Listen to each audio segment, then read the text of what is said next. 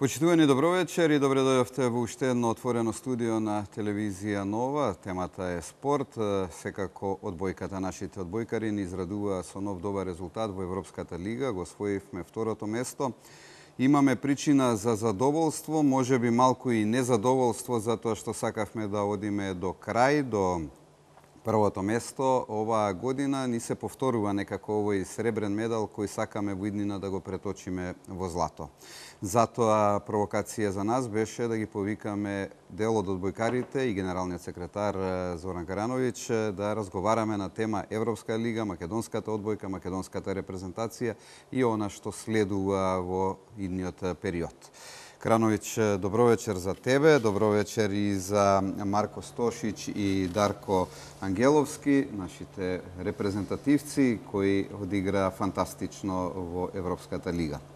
Карановиќ, запишавме 7 од можни 8 победи, успех или повторно освоеното второ место во Европската лига е неуспех или незадоволство? Да, може би има мала доза на незадоволство кај сите нас. Ова се зборам лично во моје име.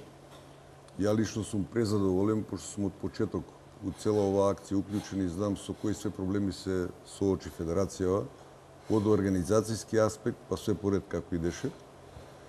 И од таа причина сум презадоволен. Може би, по некоја еве сега 2 ноќи проспани што се вика, може би нас не излажа првото полуфинале кое го гледавме во Гентовте, помеѓу Украина и Шведска, кај што Украина победи со 3:2. И тука некако сите ние и дел на играчиве и стручниот штаб и председателот Петар Јовановски бевме убедени да која екипа утре игра со нас у финале дека ќе ја добиеме. Ние нормално си ја посекувавме Шведска, пошто реално Украина е најдобро рангирана репрезентација од сите 4 што беа на завршниот турнир. Они одигра еден тежок надпревар, со доста осцилации во играта, зборам и за Шведска, зборам и за Украина.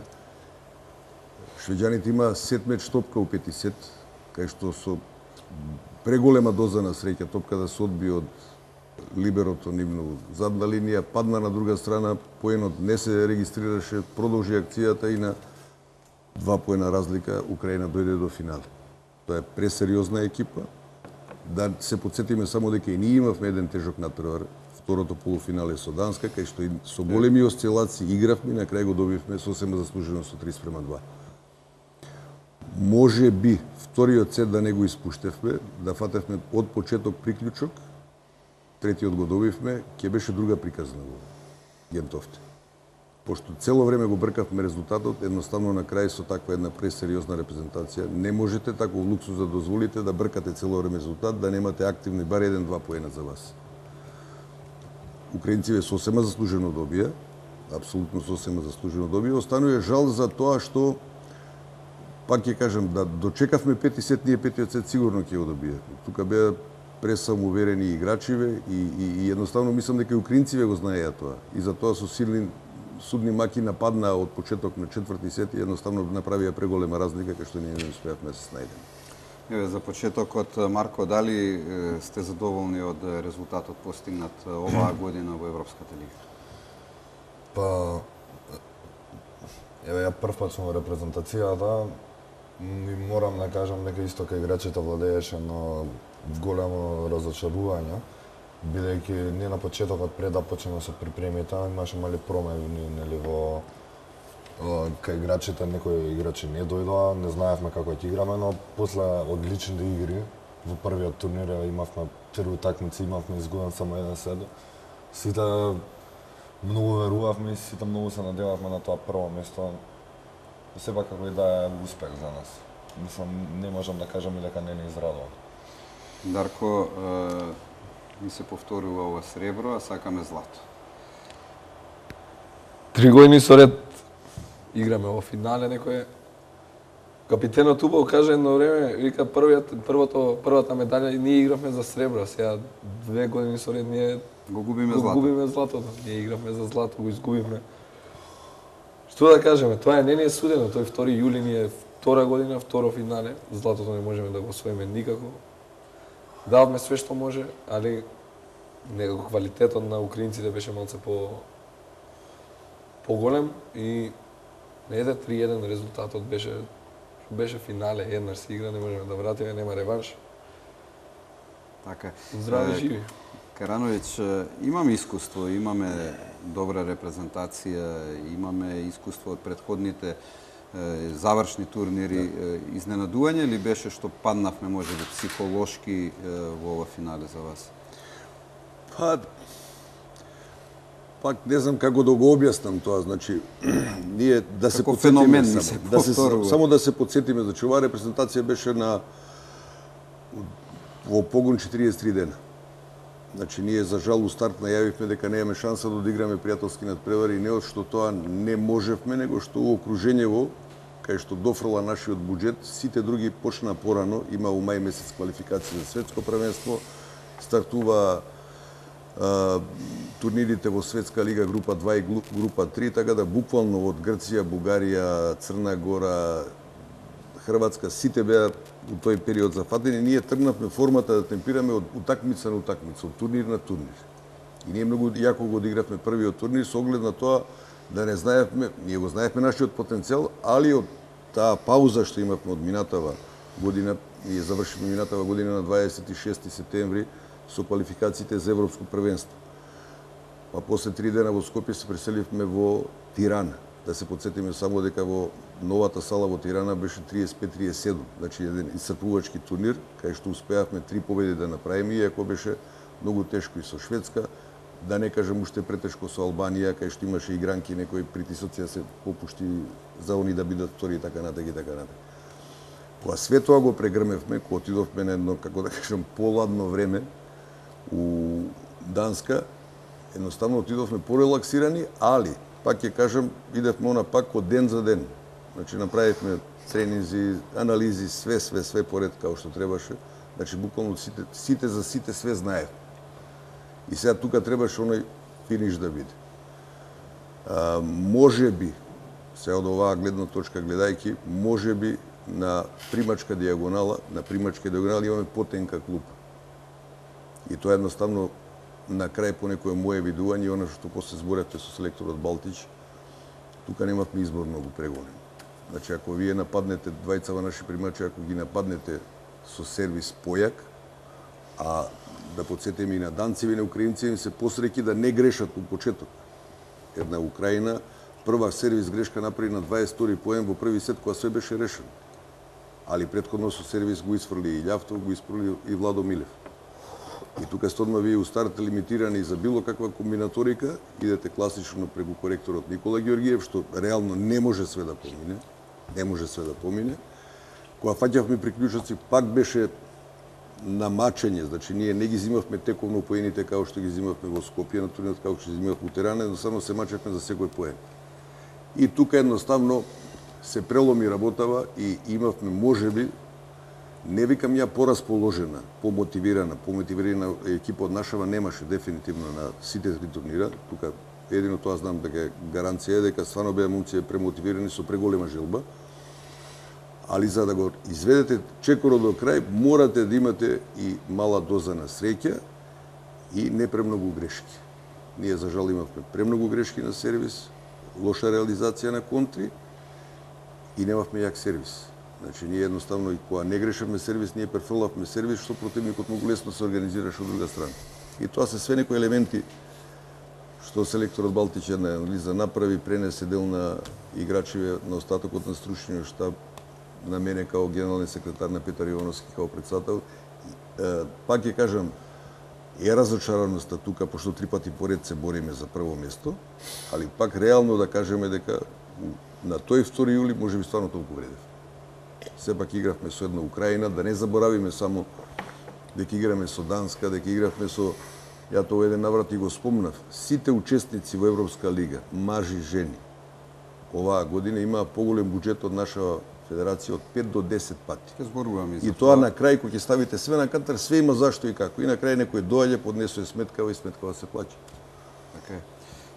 Марко, од првиот турнир во Скопје преку Албанија до Данска, почувствувавте ли дека во играта имате стабилност, сигурност на сите надпревари, бидејќи запишавме 7 од можни 8 победи?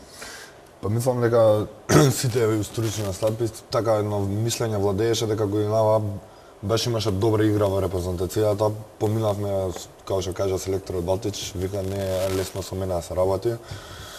Поминавме доста стварно тешки припреми, по 5 сати дневно работевме, само за тоа живеевме, за тоа спиевме, за тоа јадевме. И нас преми убаво на крај, пак да кажеме, може малца послаб сервис, имавме едно мое видување, али Украина како и да беше 2 класи подобра од нас.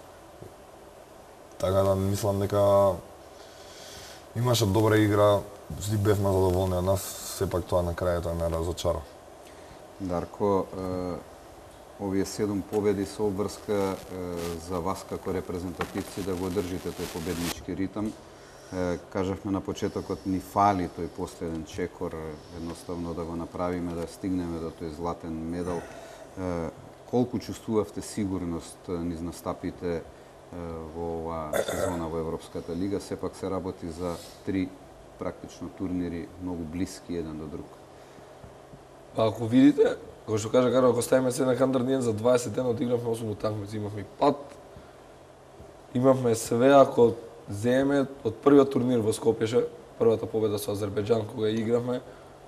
Сори ние се исплашивме на некој начин сами од себе, не знаеме дали ќе го нашето право светло што и од утакмица со Азербејџан победа 3-0 видовме дека можеме дека сме квалитетна репрезентација и дека можеме да идеме од утакмица на утакмица да ни биде формата да ја дигнеме, едноставно да се уиграме и све како што треба. Отидовме во Албанија, пеголни температури беа таму и таму, издржавме и таму победивме 3. Отидовме во Данска, на поладно време, осмата утакмица, ете го финалето, го изгубивме, што да преме. Крановиќ, ги спомнавте подготовките. Што недостасува, освен финансии, во Федерацијата за да направиме подобра припрема? Тие финансии постојано ни се провлекуваат некако на вас како Федерација, го имате тој хроничен проблем. Да. А не знам што да ви кажам, знаете што е најлошо сега, јас сум условно кажано прво оперативец на Федерација. Ја буквално знам све што треба за да биде најдобро. Имаме преголемо и животно и спортско искуство. Сите фази сме ги поминале. Имаме доста пријатели на страна, знаеш отприлика како функционираат другите федерации, по кои теркови, со чива све подршка и како се ги решаваат проблемите. Ова кај нас е све атипична репрезентација, атипична федерација, све е некако, не да кажам наопаку, него не е баш она природно и не е спортски. Само ентузијазмот на мал број луѓе ја држи оваа федерација у некоја кондиција и некако години назад ние зинат играме одбојка и правиме нешто. Сега све има граница до кога вие можете премногу да се трошите. Се трошите емотивно, се трошите временски, финансиски, како год кажете. Ние едноставно кога влагаме у погон, сите се бркаме едни со други да издржиме од почеток до крај. Благодарејќи на подршка на фамилиите што те толерираат, што не толерираат, тој ритам може да се издржи и на крај ја викам пак секој кеф си го плаќа, ние кефот секој година си го плаќаме. Она што остануваме, пак ќе кажем една реченица, ние останавме непрепознати од неодредени конкретно од нашето надлежно, не Министерство, од Агенција за млади и спорт. Тоа е прва работа. После останавме непрепознати од дел на бизнис секторот. Отприлика јас знам како тоа све се решава. Али ние живееме во Македонија и Македонија е атипичен пример на решавање на спортски проблеми. Значи не е као да не збориме Данска, Шведска, Украина и така натаму и така натаму. Значи ние се содружуваме со некои банални проблеми што наши во старт ги немаат. Да се потсетиме само ние оваа година се размислувавме дали да се пријавиме во Европска лига. Ние намерно го пропуштивме рокот за пријава за учество во квалификации за светско првенство, кој добро ќе ни дојде пошто се игра у мај месец, така да у Европска лига репрезентацијата ќе беше поспремна.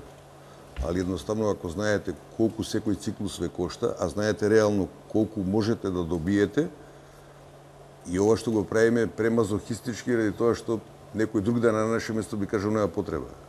Еве, бевме еднаш, два пати, втори. колку пари толку музика. Сепак има енергија во репрезентација. Има енергија, прво ние се мотивираме сами меѓу себе.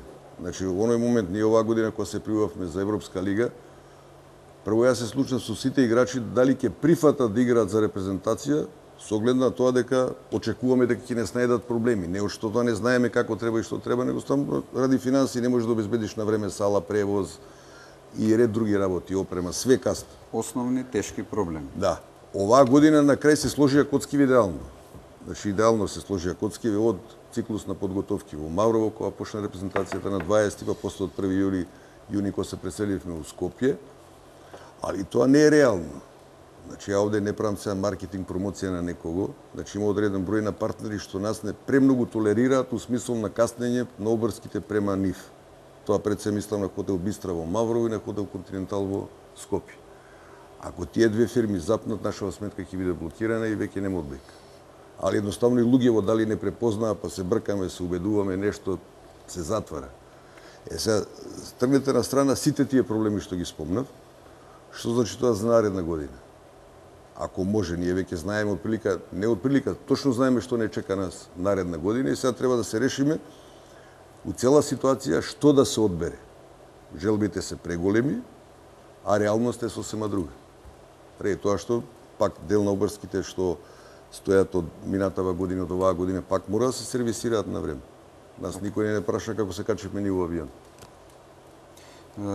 Марко, колку сте задоволни од тоа како поминаа подготовките, како припрема за да се стигне до завршниот турнир во Данска? Задоволни сте до нешто како сервис еве од бекарската репрезентација го направи према вас играчите, бидејќи и порано имаше одредени забелешки не само од играчите, туку и од јавноста дека има проблеми и затоа ве нарекува спартанци. Не, ја знам дека имаше забелешки, пак ќе кажам, прв пат сум овде и моето искуство годинава беше одлично. Затоа е интересно твоето искуство, затоа што си прв пат. Јас не се соочивме и не можеме да играчеве не можат да се вадат као на лоши услови на тие работи, бидејќи мислам дека и со сали и со превози сега како федерацијата дошла до тие работи, објасни господинот Крановиќ. Не знаеме, нормално имало проблеми, но бевме обезбедени одлично. Дали вие се чувствувавте безбедно, сигурно? Нормално, да. Имавме секој ден храна, 3 пати имавме одлични, во хотел Континентал бевме, претходно во хотел Бистра, работевме во Синерджи, фитнес центарот и имавме одлични услови, за тоа немавме никакви као лош коментар не можеме да дадеме. Нема примедби. Да.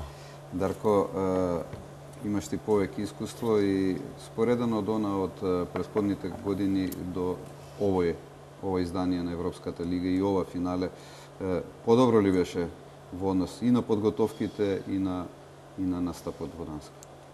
Па ја кога сум репрезентирал, овие ни беа најдобрите подготовки. Како прва ствар, најбитно ни беше имаме сала кај што тренираме и беме таму како нон-стоп Кале, спортски центар Кале. Добра работа е пред да почне турнирот, прв пат да се намести една недела порано Герфлор, на Герфлор трениравме, да се навикнеме како да се почувствуваме еднаш како домакини и баш благодарение на федерацијата успеа тој дел. Значи и опрема добивме оваа година, баш така да ви кажам дека е Зборуваме, да, жално е, меѓутоа зборуваме за едни основни средства за работа, што се вели, а доаѓаме до финале. Па замислете да има малце поише. Големи резултати, да. Да има малце повеќе од ова што ќе биде. Мора некој да не препознае више. Видовте и вие кога се врадиме, никој не пречека, ние направивме една, како што кажа председателот, мала пародија на тоа. Ние тоа и да беше златен медал, ние така ќе го прославиме. Ние више не можеме да се криеме како второ место, нонстоп второ место, никој не препозна. Си искочиме ние да си го прославиме тој се сребрен медал. И не знам да ја кажам, не знам. Некогаш треба да се, не знам кој, како апел, нема апел и да кажеме дека се мачиме, тоа е... Да, тоа е веќе јасно. Тоа е веќе јасно, разбирате како е. Колку ве радуваат и колка е сатисфакцијата кога после сите овие маки доаѓате до едно финале? Се чувствувате ли инфериорни во однос на останатите репрезентации? Па кога ќе видите дека Данска го зема турнирот као домаќин, и они 100% сум сигурен дека они зема за да се качат на подиум, но они завршија четврти, изгубија до нас од полуфиналето и не се качија на подиум. Ние како 100% се клам дека они имаат поголем буџет од нас. Они имаат поголема организација. Предпоставувам дека Да. во разговор со останатите одбојкари разменуваат искуства како тие се подготвуваат за надпреварите како ние. Па данците, они играат во исти клуб. Сите се, цела репрезентација во еден исти клуб. И пак се четврти, ние ги побееме, ние сме на разни страни. Ние сме по Европа, капитенот Јапан. На разни страни сме, ние се собираме, доаѓаме и играме. Ние енергијата некако не води така на Доволно ли е секогаш да се има само срце или треба и нешто повеќе во однос себе овој професионалниот дел на финансии и подготовка? па ние Срце имаме, покажав. Имаме, покажаме желба. срце, мислам среќата малце не ни се насмеа овој 2 јули, а и минатиот да ви кажам, и од прошла година. Мада идеме дале, што тоа ни останува сега да видиме до кој што ќе биде, како ќе биде, дали ќе се подобри нешто или ќе се вложи, тука сме. Одиме со реклами, почитувани, па се враќаме во студиото на тема македонска одбојка, македонска одбојкарска репрезентација, Европска лига и што може да очекуваме во иднина. Назад сме во студиото, одбојкарската репрезентација на Македонија, повторно втора во Европската лига. Карановиќ, има чудни коментари по социјалните мрежи, меѓу спортските работници, меѓу новинарите, впрочем, што е Европската лига, некои оспоруваат како квалитет, некои потенцираат дека сепак не е лесно да се дојде до финале на Европска лига. Јас бев зачуден во неколку наврати кога слушнав и коментари и прочитав некаде дека по социјалните мрежи дека па не е баш нешто да се освои второ место во Европска лига, што мене искрено како новинар и како човек малку ме разочара. Сега ќе одберам зборови полека да објаснам на македонската јавност, пошто имате гледана спортска емисија. Минатата година на некоја телевизија имаше коментар од баш одговорни луѓе за спортот у Македонија, кај што оваа Европска лига беше наречена 5-6 разредно надпреварување, што беше тотално непознавање на нештата или едноставно обид да некого навредите. Се одговорно тврдам, цела историја на Европска лига се наоѓа на сајтот на Европска одбојкарска конфедерација. Европска одбојкарска лига почна да се организира пред 14 години за да биде пандам на Светска лига, која беше у тоа време најврвно, најорганизирано, најпрофесионално надпреварување. И сите тие федерации што од почеток ги играа во Европска лига, збориме и за машка, збориме и за женска, тука само да ги спомнам репрезентациите на Русија, на Полска, на Чешка, на Бугарија, на Србија, женскава репрезентација и така натака, имате плејада, и тоа требаше можеби да се достави, да се види хронолошки, кој све у тие 14 години освојувал медали. Значи, тоа се све федерации, тоест репрезентации, што се повисоко рангирани него одбојкарска репрезентација на Македонија. Значи, на ниво на Европа, сега се враќаме на 5-6 разредно, имате во сениорска категорија едно надпреварување, тоа е Европски одбојкарски шампионат во сениорска категорија, кој оваа година треба да биде во Полска, и второ надпреварување Европска одбојкарска лига. И нема трето и нема четврто, да не збориме за пето и шесто. Да се подсетиме само дека пред 2 години првото финале наше го игравме против Словенија. Словенија од тоа финале, кај што апсолутен фаворит беше против нас, ја освои таа година Европска лига, отиде на завршица на Европско првенство во Бугарија, од Европска лига у финале изгуби од французиве. Наредна година во Светска лига го освои првото место у трета дивизија, па го освои првото место у втора дивизија и сега треба да игра у прва дивизија. Една Естонија, со која ние имавме така половични успеси и резултати, у Бугарија изгубивме од нив. Тешки на дефинитивно таа репрезентација не ни леше. Они освоија прво место Европска лига, се освоија прво место у трета зона. Значи тоа се све сериозни репрезентации. Зашто сега ќе каже некој Албанија? Па една Албанија има солидна екипа.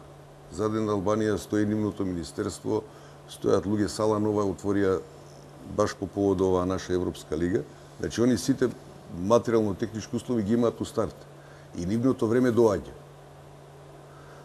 Тука е една репрезентација на Азербејџан која покушава да ја промовира машката одбојка од проста причина што женската е таму попрепознатлива и оваа година ќе имаме завршница на Европско женско првенство во Грузија и во Азербејџан. Значи тоа се све сериозни репрезентации. Буквално кога кажам сериозни репрезентации, вие доаѓате се во една ситуација да бодете очи на овие у Европа, пошто они ги знаат релациите наши, буџетот и така натака и така натака. И заден коментар на данциве кога изгубија од нас, она од Мака веќе што беше кажано, на Михаил Троле и на некои луѓе таму од Федерацијава, ако наредна година, вика, се погодиме некое такмичење да играме со вас, вика, ние нема да го играме. И тоа, да кажеме, за мене лично е комплимент. Да, тоа годи. Со оглед на тоа, кога ги мерите величините, како е поставеноста на спортот воопшто во Данска и на она што ние можеме овде да го понудиме. Така да, има зли коментари и на крај секој има свое мислење, социјални мрежи за тоа служат. Али не сме да се заборави колку оваа репрезентација вложи труд, колку овие момци се издвоија, се дадоа буквално самите себе да пробаат да народот во овој летен период го израдува. Имаше успони и падови, на крај разочарувањето дојде после финалниот, али без тоа нема напред. Мотивот е пак да се собереме, пак да почнеме, али да пробаме некако тие наши собери од година на година да бидат поорганизирани, пак ќе се навратам, значи не е спорно, ние све знаеме како треба и што треба. Само треба некој да дојде и да каже, момци, да, ова може вака, вака и вака, терете така и така. Баре кај нас и односот и другарството е, не би коментирал во однос на другиве клубови и федерации, мислам дека е на едно поголемо ниво и ние благодарејќи на тоа што живееме како една фамилија од првиот човек у федерацијава до стручниот штаб, да не заборавиме оваа година го имавме Балтич Драгутин. Човек со еден словенечки карактер, ментални склоп на живење, на све. И он успе да се уклопи у нашава репрезентација, а и ние се уклопивме у неговиот систем на тренажен процес, на размислување и све. И мислам дека тоа даде на крај една позитивна нота на ова наше дружење и на ова наше играње во Европска лига. Така да повеќе не би можел ни да додадам, ни да одземам. А само листингот ќе го доставам од постоење на Европска лига, зборам за машкава категорија, кој све освојал медали и како ги освојал. И каде се сега. И каде се све. Да, и каде се тие репрезентации, не Белгија, не Грција и така натака и така натака. Тоа е полека некој помене некој редослед, од каде треба да се почне, како треба да се заврши. Значи, нас пак ќе не биде таргетот завршница на Европско првенство. Желба наша у задни 10 Тоа сакам да ја прашам и пред стартот на надпреварите во Европската лига, на првата пресконференција, добро се сеќавам, и капитенот каже и вие потенциравте дека нема отстапки во однос на резултатите, дека финалето е императив. Да, бевме многу храбри. Делуваше тоа наистина преоптимистички. Моравме само доверба да дадеме едни на други. Да. Моравме само доверба да дадеме едни на други. И јас знам колку вреди оваа репрезентација, али знам што све фалеше, па на крај у заден момент се уклопи и да дојдеме до тука. И тоа е оној само мала доза на она некоја несигурност, па чека и да не биде вака, реалноста е сосема друга. Што на крај не мора ни секој да знае. Ние излагаме као оптимисти, излагаме као една репрезентација што има една целина, една цел, никој не отстапува тука, имавме и трагични ситуации у репрезентацијата. И тоа се предброди све, колективот остана цел до крај. И тоа е она богатство што мене ме радува. Утре некој ќе заврши одбојкарска кариера, пак ќе остане дел на оваа фамилија, дел на федерација. Само со една сега поголемо животно искуство и она што значи да се пренесе на помладиве што позади нас доаѓаат. Помлади се Марко и Дарко и они веројатно ги следат социјалните мрежи. Ви годили тоа што ве нарекуваат спартанци од една страна и од друга страна како вие го доживувате тоа што па има многу стручњаци за се во секоја област, па од фудбалот, ракометот до одбојката сите се знаат, нели? Кај нас менталитетот е таков, па и да кажам оспорувањето на успехот второ место. Дали ние не можеме да се занимаваме сега со сечиво мислење, да не навредам никого, ние сме таков народ. Значи, кога и што и да се направило, како и да се направило, добро држава, ќе дојде некој со достапни интернет и ќе напише на таму. Некои лоши работи уопште не тангираат такви коментари, нас не знаеме што направивме. И тоа што зборуваат, читам коментари, како што кажа господинот Карановиќ, 5-6 разредно натпреварување. Јас Словенија пред 2 години играше со нас во финале, а во Европското првенство беше втора.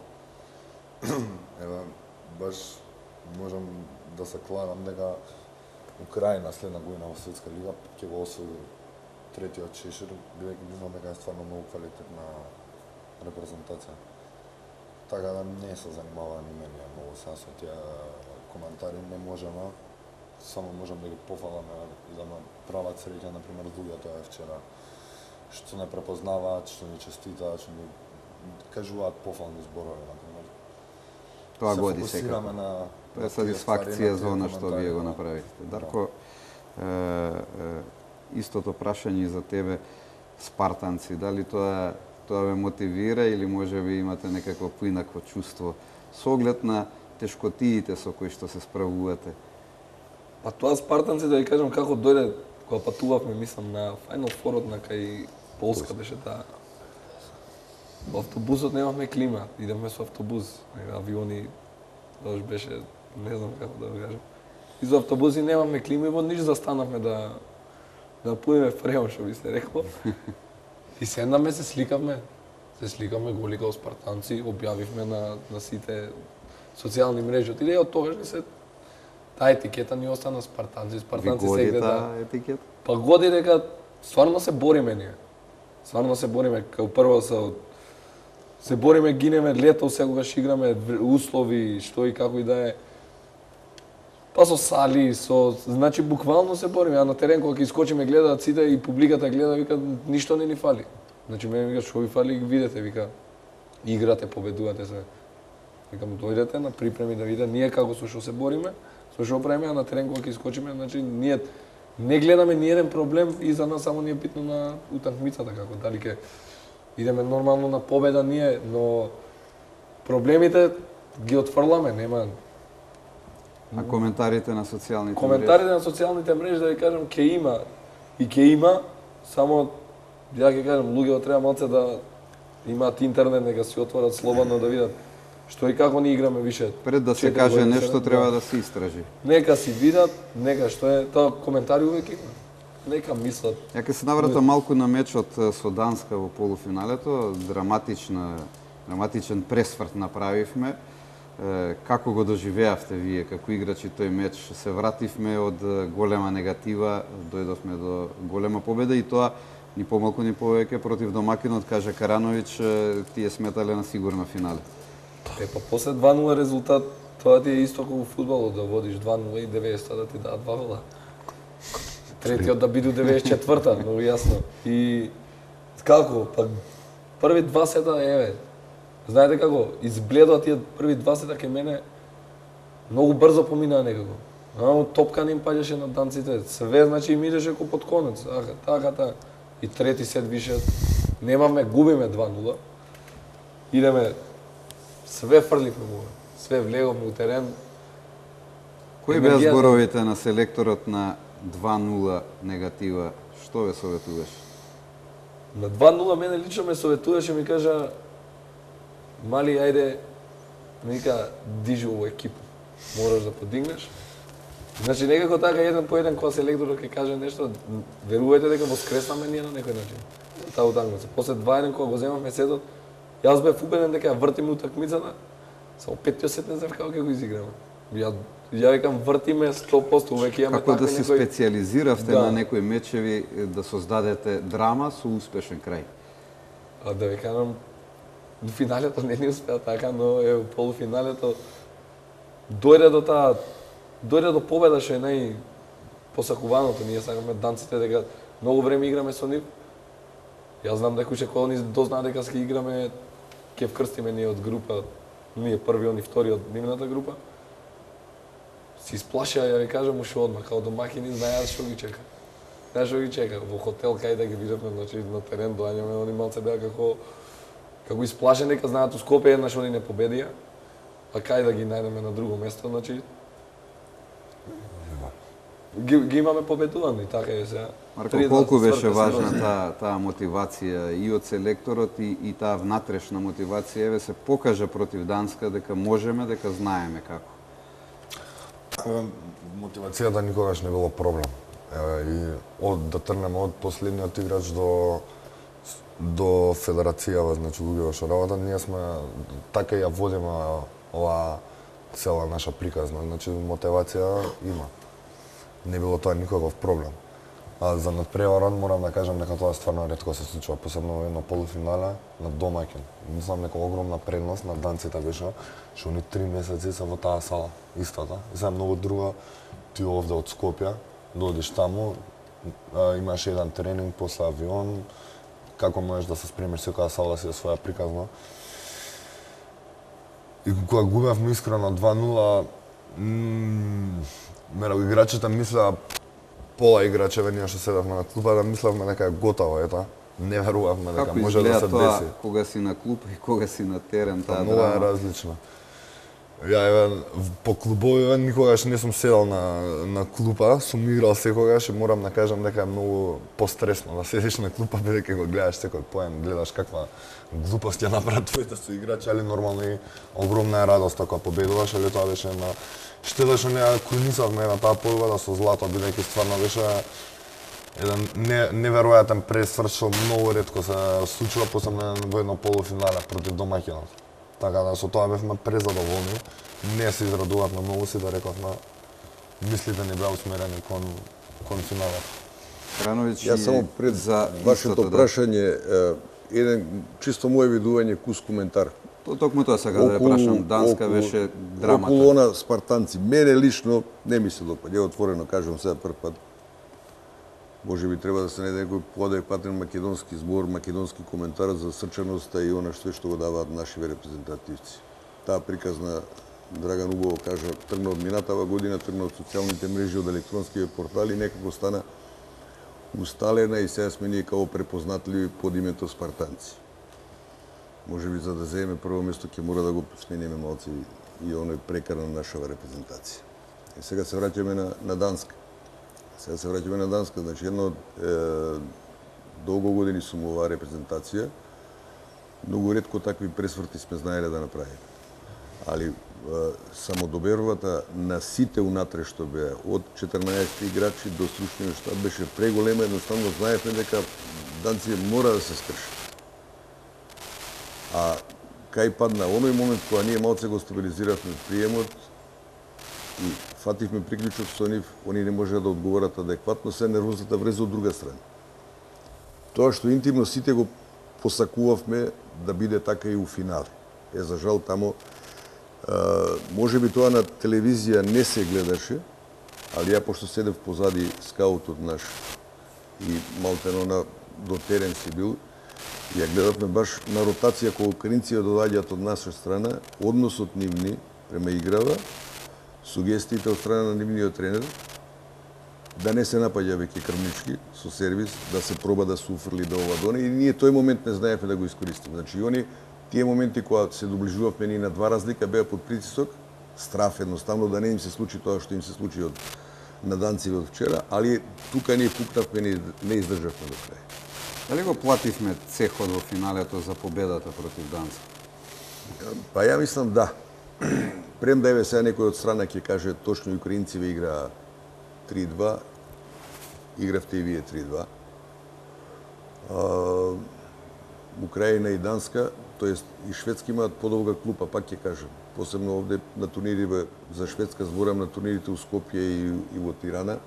Од 14 играчи него на селекторот на Шведска, 10 играчи му се вртеа у терен цело време, што е олеснителна околност. Кај нас е малце полимитирана ситуација, значи тренерот наш може неколку тактички измени да направи. Ако една е од карика во ланецот нема ден, па не дај Боже двајца, готово е. Не играме ние да кажеме како да кажеме да играме кошарка, па еден да се изнапуца тројки, да може да повлече екипава. Ние го имаме еден Никола Георгиев, кое по мене лично сега во рамниште она што збориме за играње за репрезентација со еден Перо Антич, со еден Кирил Лазаров и така натака.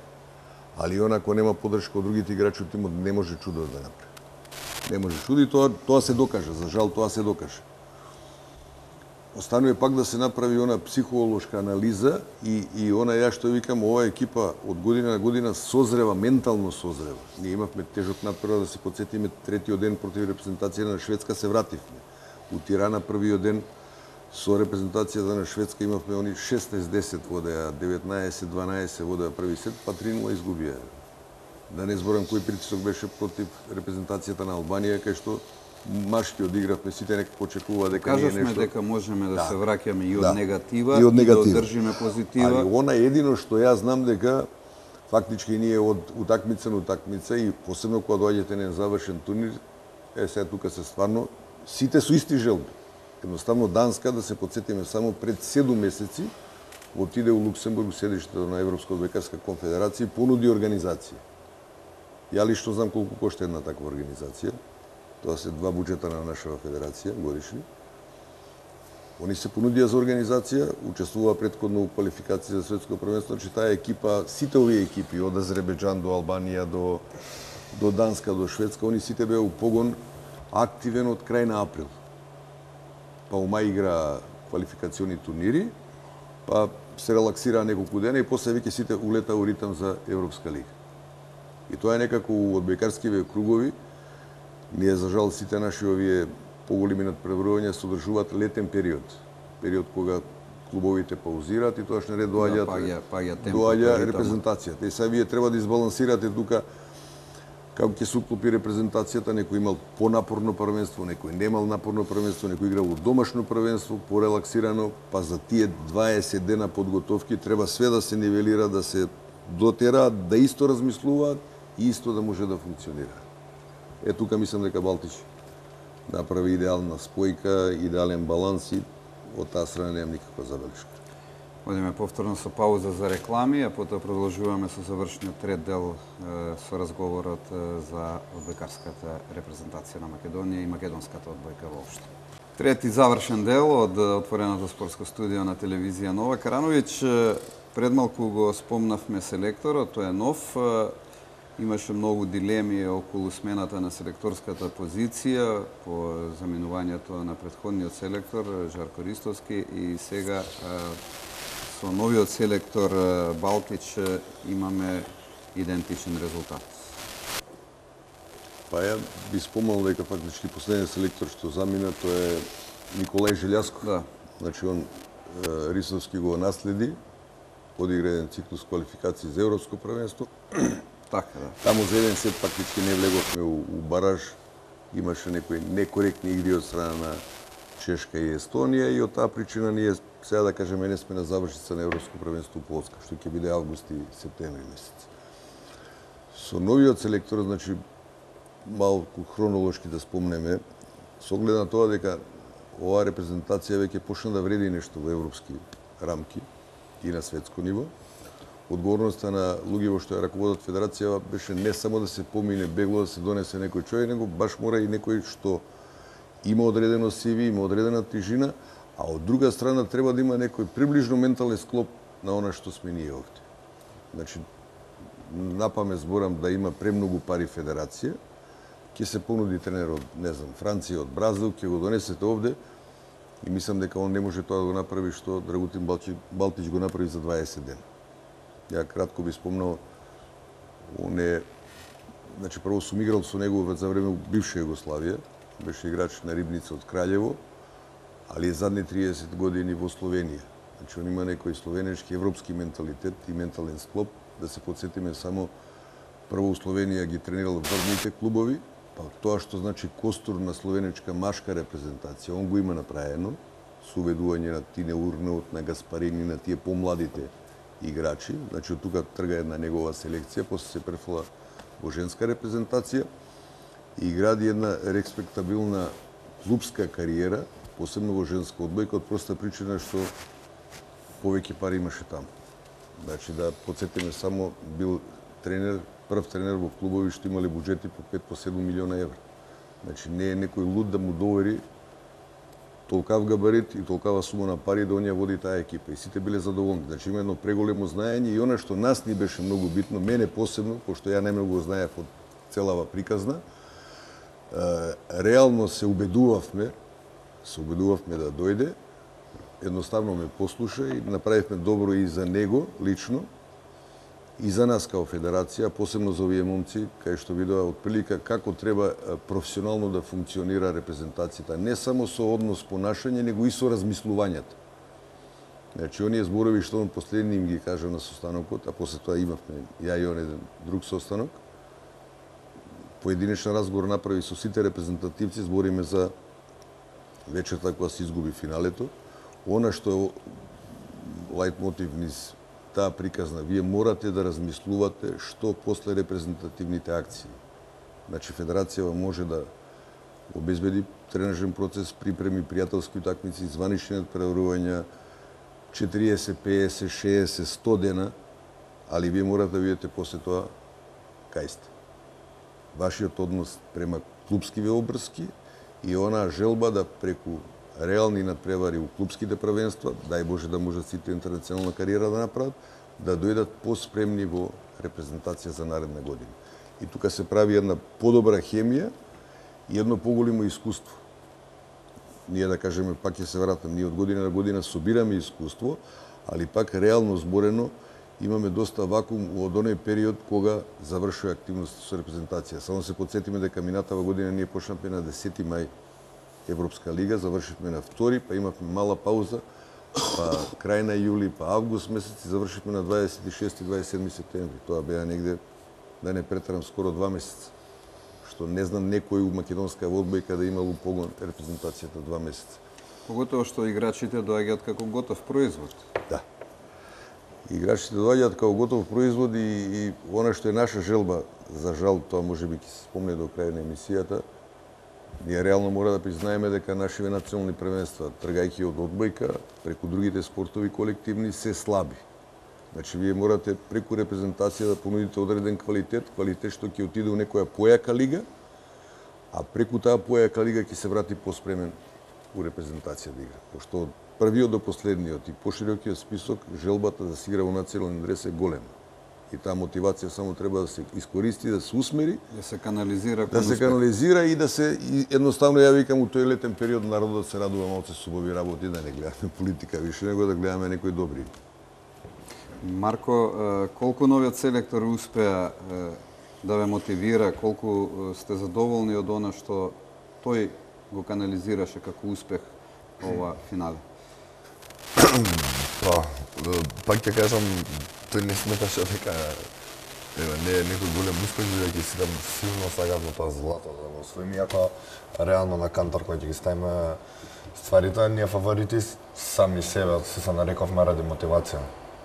Сепак имаше таму многу квалитетни репрезентации. Колку беше клучна улогата на селекторот до патот до финалето, затоа што пак ќе се подсетиме она што говоревме на почетокот, имаме 7 од 8 победи. Еден пораз не чини злато, можевме да имаме пораз можеби во квалификациите, да го освоевме златото, можевме да имаме 2 порази. Па беше многу клучен бидејќи наметна еден нов начин на работа, што мислам дека беше слабо познат кај доста од играчите. Беше, како што кажа, она со европско словенечки менталитет, ја годинава баш таму во словенечкото првенство, ја знаев од прилика како стојат работите, но морам да кажам дека на почетокот голем дел на играчите беа зачудени, буквално не им се веруваше со каква строгост, каква спремност психичка, мотивационна, буквално станување во 7 сат, во 7 часот, дисциплина на ниво на една школа, да наречам. Буквално станување во 7 часот со станоци, значи буквално спиевме 7-8 часа и другото време село ни беше посветено. Значи не оставаше што се вика 15 минути главава не можеше мирно да им биде, бидејќи стварно беше многу посветен, многу професионално одработи и сите ние мислам дека стварно дадовме све од себе овие последни 45 дена.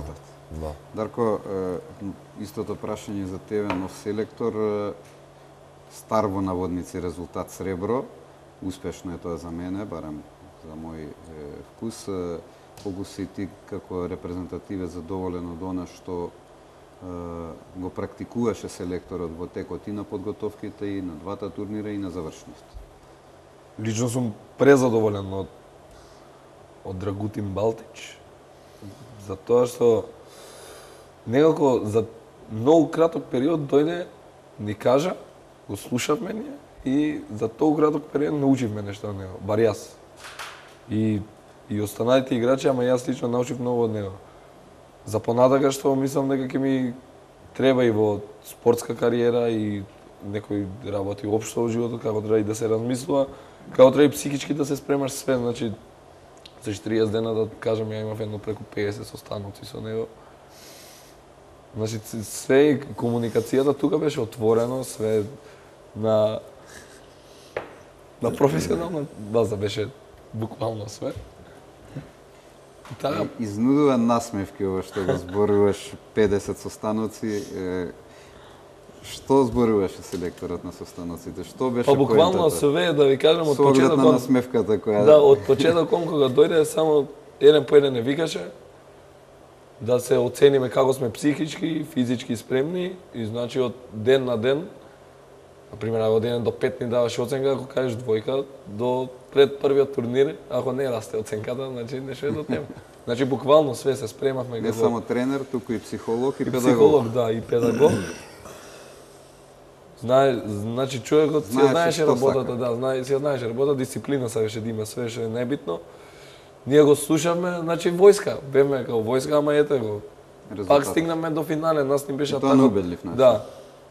Ни беше атакот злато, но стигнавме бар до финале, таа што викаме изгубиме во финале од поквалитетна екипа, али не е селекторот да ви срамота кажам се загуби дека од да. квалитетен тим. Али селекторот има многу голема улога, како што кажаме и на психички план, и на тактички план, и на тренажен процес, значи краток период он не направи машини на некој начин. Бар мене, јас се чувствам како машина да се. А и тимот функционираше Да. како машина со оглед на бројот на победите. Карановиќ, спомнавте пред малку домашно првенство, една страна од медалот, финале во Европска лига е сосема друга страна на тој медал, има голема разлика, голема како планина. Така. Па секоја година си го поставувам истото прашање. Значи, вие ако тргнете у генеза на проблемот у спортот, сите очекуваат, збориме за клубовите, очекуваат да федерациите им помагаат.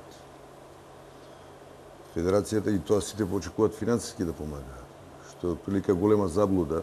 Една федерација у свет не помага на своите клубови ако некој не даде налог, па парите се завртат преку федерација, збориме за државни пари. Тоа е многу редок случај.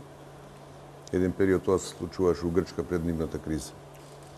Она што ние како федерација може да понудиме тоа е да преку настапите на нашата репрезентација, преку успешните настапи, преку ТВ преносите, преку пресконференциите, она што медиумиве нас оваа година максимално не поддржаат, да се направи една подобра слика за одбојката во Македонија и да во оној момент кога ќе треба да стартува новото првенство, да во тој период, нормално не тој, него пред тој период, секој полесно се најде у своја средина и благодарејќи на репрезентацијата полесно дојде до потенцијален спонзор, до поддршка на локална самоуправа и така натака.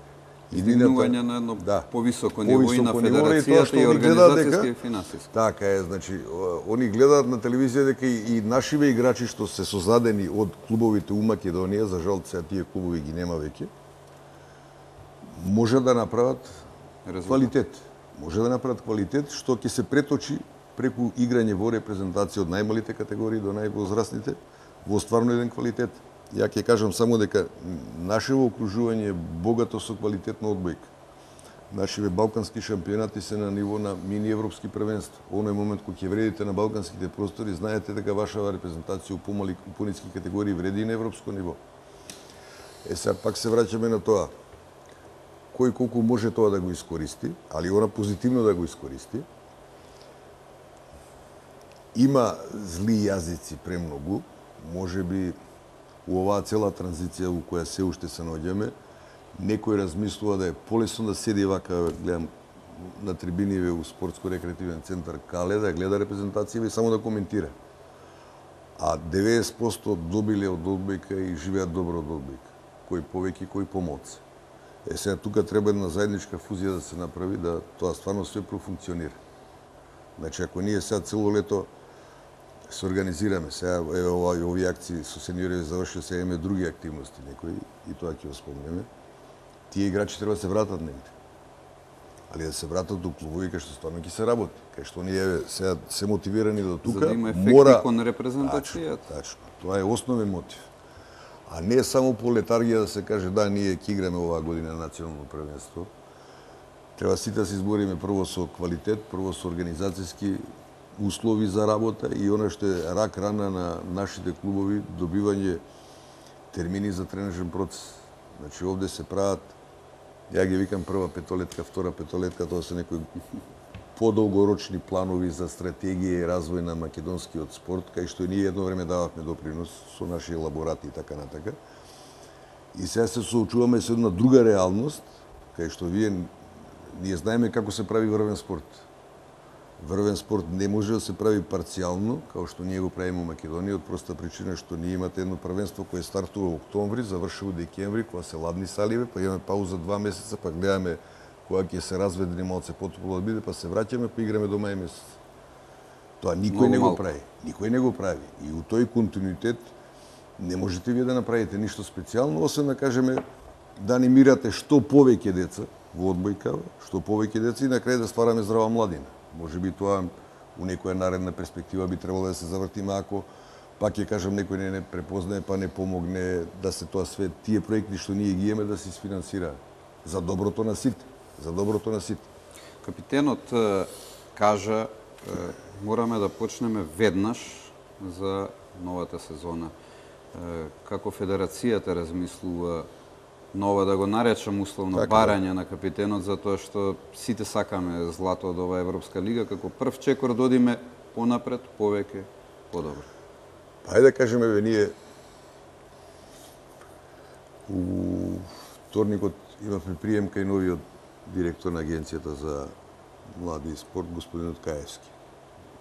Слушавме убави зборови, слушавме позитивни вибрации, слушаме зборови за поддршка. И оно што мене лично ме радува, најава на тоа да ја и председателот отидеме еден посебен разговор што треба со сите федерации да се направи, со оглед на тоа дека он нов директор, и да го запознаеме со реалната состојба на одбојката во Македонија, преку тоа ќе ја добие реалната слика на состојбата во спортот во Македонија.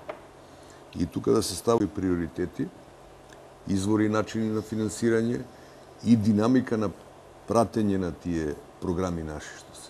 Значи, ако ние доставиме една книга ваква, Рат и мир, на почеток на годината, со сите желби унатре, од најниски до највисоки категории, треба некој да каже ова може и ова може тогаш и тогаш. Мислам со пари. Така. За да можеме ние да планираме како да се поставиме према нашите партнери. Значи, ја дужам у хотелот, вие, господо, парите чекате ги на 1 мај или на 31 декември. Но ќе ги има тогаш. Ќе ги има тогаш. А кај нас е све лутрија. Али ајде да оставиме простор, мислам дека сега некои работи би требало да тргнат подобро, бар што е до одбојкава. Оде пак искористам прилика, нас ретко не има на телевизија. Вие сте една од реткиве телевизии што кога ќе се појавиме овде најмногу простор ни се остави и тука сме многу благодарни. Ние сме актуелни некако летно време. После тоа некако сите не забораваат од проста причина што немаме клубови што играат у европски купови, не сме значи тука лимитирани. Колку е тоа, кој ги спомнавте европските купови, колку е тоа голем хендикеп, бидејќи е хендикеп затоа што не играме никаде? Јасно. Хендикеп е ради тоа што нема буџети за играње во Европа. Само да се подсетиме, оној момент кога работнички Фершпед играше редовно у европски купови, еден период и Джио Струмица, полесно беше да се направи поширок список на репрезентација. Точно е дека тоа кошта. Значи, преку сите овие системи на надпревари може да се продадат играчи и тренери. Не се продават ни председатели, ни генерални секретари. Обврските стојат за понатамошна организација и за генерациите што доаѓаат позади нас. Без јако првенство, без клубови што играат во Европа, ние не можеме напред да играме. Значи, затоа преска Дарко спомна, Гентофте е 90% од данската репрезентација. Гентофте е област, тоа го добивме као информација од нашиот амбасадор Александар Новотни во Копенхаген, најбогата област во Данска. Они имаат клуб прволигашки што со години игра во Европа, 9 играчи што се тука, еден игра во Италија, еден не знам во Јапан и Полска, и тоа е нивниот костур на репрезентацијата. И после е многу полесно да тоа се преточи во оној период баш кога ќе треба да се игра за националниот дрес. Ние за жал тоа го неаме. Тоа го неаме. Сега има некој најави нешто у Велес да се прави борец, она што нас ни фали е град Скопје. Ние во град Скопје го неаме работнички. Го имаме Вардар, али не е тоа Вардар што треба да биде Вардар. Тетово Шкендија изгубивме, Крушево се изгуби, остана Струмица. Расадникот Крушево. Да. И пак ќе кажам, има наплив сега во повеќе деца се анимирани во женска одбојка, што исто ништо не е спорно тука. Премногу одбојкарски школи на хартија, ако ставите наш најмасовен колективен спорт не е ракомет, што би било логично размислување, него женска одбојка. Ќе ставите по количина на одбојкарки што се А не нема занимаваат. никаде практично. А не нема нигде, заради тоа што немаме клубови, тоест имаме клубови што имаат прениски буџети, значи не се за коментар буџети. Практично се врти околу тие пусти финансии. Да, значи јас стално викам, не е све у пари, само е прашање во количина на пари. Што е она што ја очекува Федерацијата како обврски сега, брзо? Говоревме дека имате активности кои треба да се одработат. Да, ние секоја година имаме пребогата меѓународна програма, значи овој циклус со сениорска репрезентација заврши, сега идат наред балкански шампионати, Одбојкарска федерација пријави 2 екипи во најниско надпреварување, тоа се постари пионери. Мажите го одработија тоа у Стара Загора, во Бугарија, сега наредниот викенд девојчињава идат во Софија, после тоа престои една кадетска балканијада во Приштина, па после тоа пак уште една младинска во Приштина, па имаме еден бич волеј до 22 години, кај што пак треба да најдеме подршка од некоја локална средина, дали тоа ќе биде Велес, дали Скопје, дали не знам, ние треба да се договориме, тоа е 28-30 јули, тука касниме малце. Али добре, имаат партнерите наши разбирање од администрацијата на ЦЕВ и на Балканска. И она што е, да кажеме, круна на оваа сезона за нас лично ќе биде повторна организација на еден скопски бич волеј сателит во женска категорија. Пак ќе кажам, од објективни причини, ние касниме со све, али некако агендава ја тераме до крај. Она што нас не чека наредна година, тоа ќе биде за мене лично голем предизвик и преинтересно. Значи, ние веќе сега знаеме што нас не чека наредна година. Вие наредна година имате повторна Европска лига, имате квалификации за Европско првенство 2019 година, кај што реално би требало, ради моделот што ќе биде проширен состав, учество на повеќе од 16 репрезентации, да биде пак предизвик да се појави на завршница на Европско првенство, и ги имате и медитеранските игри во Шпанија, во Тарагона. Значи обврски еден куп, а Да. се надеваме и на еден куп резултати добри и радостни. Па ова околу Тарагона, околу медитерански игри, тука би требало да имаме состаноци со Македонски олимписки комитет. И ајде да кажеме од тој аспект да видиме таму реално. И они не се чудотворци и не може да топнат на маса со многу пари, али некако да најдеме некој баланс.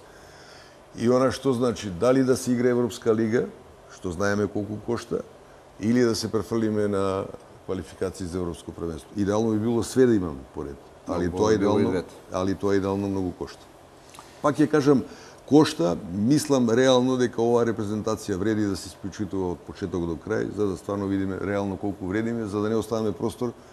Вие секоја година се вадите на нешто. Да, јас се вадам на нешто, пошто реалноста е таа. Нема пари. Нема пари. Сосема за крај, Марко, каде ја гледате македонската одбојкарска репрезентација во следните 12 месеци со непретпоставувам светската лига? Има многу предуслови кои треба да се исполнат за да ние стигнеме до едно такво големо врвно топ надпреварување во светот на одбојката. Има ли надеж за нашите навивачи, за нашата репрезентација дека можеме чекор повеќе? Првиот би бил евентуално злато на Европската лига. Па мислам дека оваа репрезентација е многу квалитетна и добро рангирана, ето. Многу победи, пак еве 8 надпревари, 7 победи.